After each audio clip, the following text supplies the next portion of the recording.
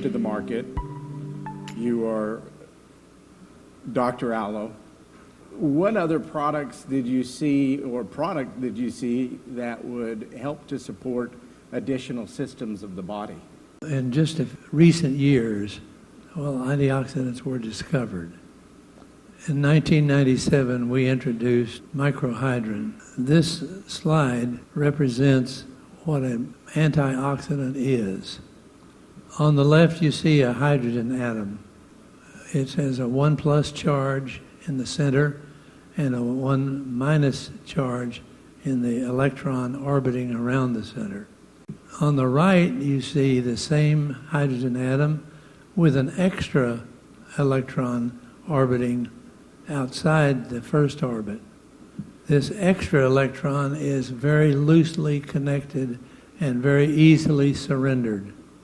And that's what antioxidants do. They surrender electrons. And you can even measure that, and I've asked Kevin to put a meter in a glass of water to measure the antioxidant activity. But first, we're going to measure the water. This is tap water from the hotel. It's 236 millivolts positive. The scale that we use to measure antioxidants is illustrated in this slide. Everything above the 0 has more positive charges than negative charges. Everybody needs energy for your heart, your brain, your muscle, to move, to walk, to live. You need energy. Energy comes from the action of negative charges, electrons. So everything above 0 with that red plus is dead in terms of providing energy. Examples of those oxidized substances are fluorine that you get in toothpaste and chlorine that you use in the washing machine or in a swimming pool. Now, in our measurement, does it still read 236? 245. 245. Now I'm going to ask Kevin to put a couple of microhydrin capsules in the same glass of water. Minced. Okay. Now put that in and let's wait and see what happens. It's going into the minus range. Is that good? That's exactly what you want. Anything below the 0 means it has fewer positive charges than negative charges. That's why it's called reduction. Examples of antioxidants would include organic orange juice, organic carrots, wheatgrass, and of course microhydrin. Could we switch to the slide? Before we do, minus 600 millivolts. It already? Yes, sir. Wow.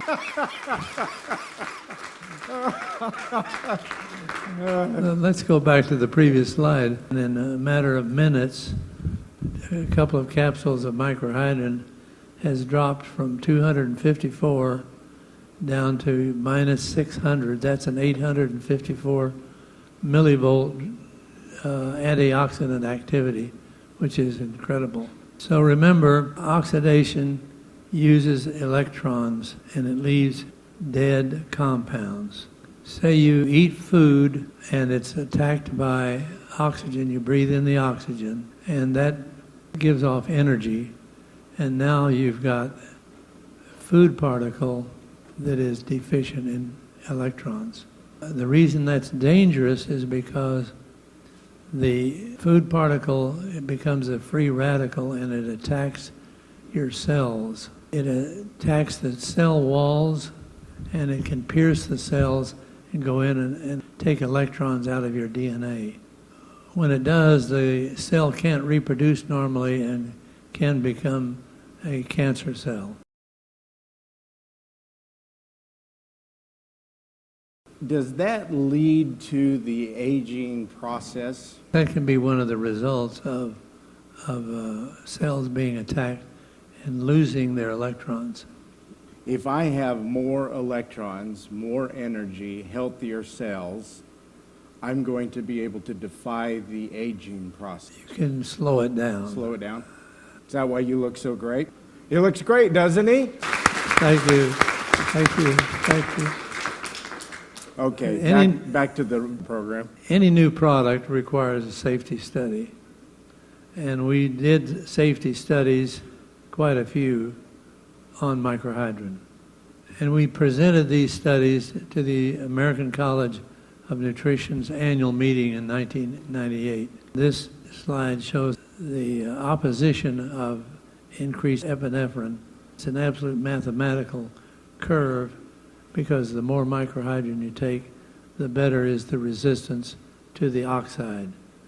This is another oxidizing agent, NAD, and again, the microhydrin just mathematically opposes it.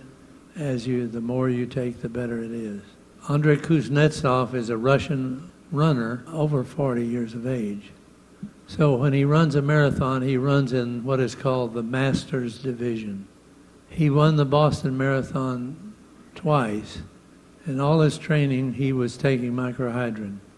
There's a Dr. Brown in the British Columbia who ascended the south peak of Mt Everest without supplemental oxygen, believe it or not.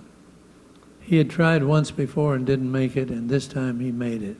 And finally, we had a woman runner, also Russian, who won the Los Angeles Marathon over all ages, including the 20-year-olds.